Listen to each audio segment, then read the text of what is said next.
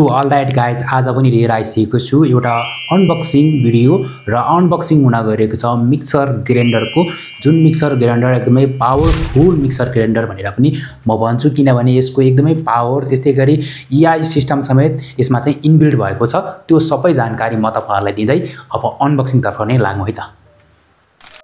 Simply त box हाम्रो सामु आइसकेको छ र हामीले यसलाई ओपन गर्न गइरहेको छौं र यो ओपन चाहिँ हाम्रो दाजुले गर्दै हुनुहुन्छ यहाँनिर देख्न सक्नुहुन्छ एकदमै माथि टपबाट चाहिँ यस्तो तरिकाले चाहिँ यहाँ अनबक्सिङ हुन गइरहेको छ एकदमै राम्रो कम्पनीको मिक्सर ग्राइन्डर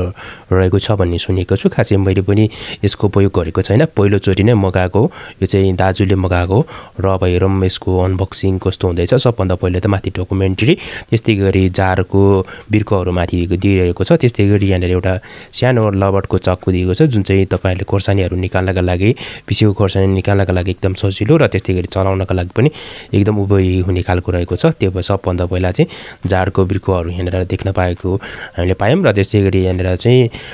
फर्महरु युज भएको छ जसले कारणले गर्दाखेरि चाहिँ ल्याउँदाखेरि कुनै पनि प्रब्लम नहोस् भनेर त्यस्तै गरी यहाँनिर यसको साथमा चाहिँ 4 वटा जार आउने गर्दछ जसको जुन जारहरु चाहिँ यहाँ बाइ 2 भाइ निकाल्दैछ दाजुहरुले एकदमै यहाँ देख्न सक्नुहुन्छ सबभन्दा ठूलो जार चाहिँ यो नै रहेको छ त्यस्तै गरी यहाँ अर्को सेकेन्ड जार त्यस्तै गरी अरु जारहरु आउन बाँकी नै छ त्यस्तै गरी यहाँनिर आइसकेको छ फाइनली यहाँनिर चाहिँ हाम्रो मेनली मिक्सर ग्राइन्डर जुन मिक्सर ग्राइन्डरको सहायताले तपाईहरुले माथि जारमा विभिन्न खोर्सानीहरु के राखेर राख्न सक्नुहुन्छ कार्टुन चाहिँ खाली भइसकेको अवस्था छ र तपाईहरुले देख्न सक्नुहुन्छ यहाँनिर यो जुन चाहिँ एकदमै सानो र कम्प्याक्ट साइजमा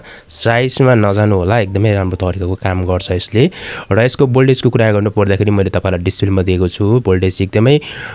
कम रहे पनि यसले चाहिँ लगभग 750 भोल्टेज भन्दा पनि ज्यादाको हाई पावरको काम गर्दछ र भोल्टेज कम भएको कारणले गर्दाखेरि चाहिँ यो चाहिँ तपाईहरुले जहाँ सुकै चलाउन पनि सकिन्छ है यो कुरा तपाईले ध्यान दिन जरुरी छ र यसमा RGB र त्यस्तै गरी यसमा चाहिँ के AI फंक्सनिङहरु पनि दिएको छ त्यो कुरा पनि म तपाईलाई जानकारी दिनेछु सबभन्दा पहिला यो यहाँनिर चाहिँ जारको क्वालिटी हेरौं जार क्वालिटी एकदमै राम्रो र एकदमै बाक्लो खालको चाहिँ स्टिललाई युज गरेको देखियो र त्यसै गरी यसमा चाहिँ जारको लागि एउटा सेफ्टी पनि दिएको छ जुन सेफ्टीको सहायताले तपाईहरुले माथिबाट नथिजिकन पनि तपाईहरुले युज गर्न सक्नुहुन्छ त्यो तपाईलाई म एकछिनमा देखाउँछु यहाँनिर देख्न सक्नुहुन्छ जारको मुनितिर पनि एकदमै नट सिस्टम राखेर एकदमै राम्रो तरिकाले र जुन चाहिँ यो अहिले दाजुले लिइरहेको चाहिँ जुन चाहिँ यो चाहिँ तपाईहरुले प्याजहरु कटिङ गर्नका लागि एकदमै अप्ठ्यारो हुन्छ अनि त्यसको लागि तपाईहरुले यो उपयोग गर्न सक्नुहुन्छ तपाईहरु मोमो पकाएर खाँदाखेरि यताउता तपाईहरुले राम्रो तरिकाले युज गर्न सक्नुहुन्छ यसको प्लेट पनि एकदमै शार्प रहेको छ र यसले तपाईहरुले राम्रो तरिकाले युज गर्न सक्नुहुनेछ है र त्यस्तै गरी तपाईहरुले देख्न सक्नुहुन्छ एकदमै अब जारको कभरहरु पनि एकदमै राम्रो तरिकाको एकदमै राम्रो हाई क्वालिटीको नै आएको छ र जस्ट हामीले चाहिँ अब यो टेस्टिङ क्रममा छौं र यहाँनिर देख्न सक्नुहुन्छ मेरो हातमा रहेको छ जार एकदमै ठूलो खालको जार सबभन्दा ठूलो जार यही नै हो जुन जारको वेट पनि एकदमै छ हैन र त्यस्तै गरी तपाईहरुले देख्न सक्नुहुन्छ एकदमै बाक्लो खालको स्टिलको यसमा उपयोग गरिएको छ र एकदमै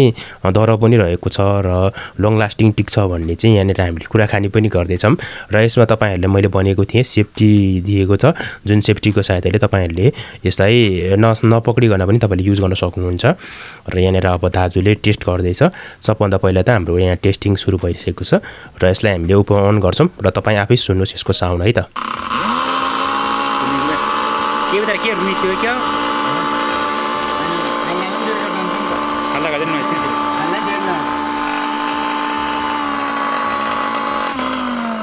र देख्न सक्नुहुन्छ यहाँनिर एकदमै कम मात्रामा साउन्ड आएको छ यो सहायताले तपाईहरुले यति नै कम मात्रामा तपाईहरुले यदि नोइज क्यान्सलेसन भयो भने तपाईहरुले कुनै पनि समयमा ग्राइन्ड गर्दाखेरि तपाईहरुको घर वरिपरिको व्यक्तिलाई पनि खासै डिस्टर्ब हुँदैन एकदम सजिलो तरिकाले तपाईले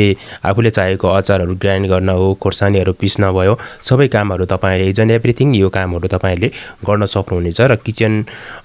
अथवा हाउसवाइफहरुको लागि त यो त तपाईले वरदान साबित नै हुन्छ यो कुरा तपाईले जानकारी लिनु होला र तपाईहरु यदि यो प्रोडक्ट लिन चाहनुहुन्छ भने यसको लिंक डिस्क्रिप्सन बक्समा राखिदिएको छु र यहाँनिर मैले बताएको EI सिस्टम देख्न सक्नुहुन्छ यहाँ माथि वनै भइरहेको छैन जबसम्म जार राख्दैन तबसम्म यसमा वन हुँदैन अर्थात यसलाई EI भन्ने कि अटोमेटिक क्विकली डिटेक्ट गर्ने कुनै यन्त्र भन्ने होइन यसमा इनबिल्ट रहेको छ है साथीहरू। यो तपाईँहरूले जानकारी गराएँ र त्यस्तै गरी तपाईँहरूलाई मैले बताइ नै हालेँ यसलाई पर्चेस गर्नका लागि। र यसको प्राइस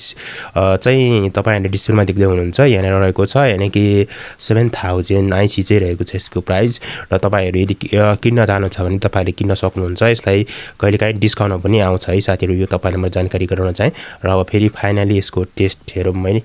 अब टेस्ट कस्तो हुन्छ यसको पनि। यो त फेरि देर नघुम्दो रहेछ नि त,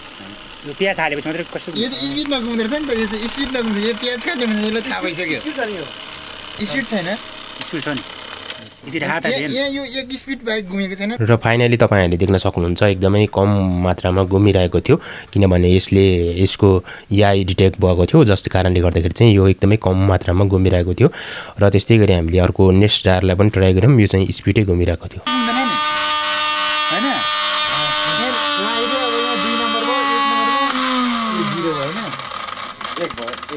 र त्यस्तै गरी कति नम्बरमा छ, कसरी चलाइरहेको छ भन्ने कुरा पनि तल्लोपट्टि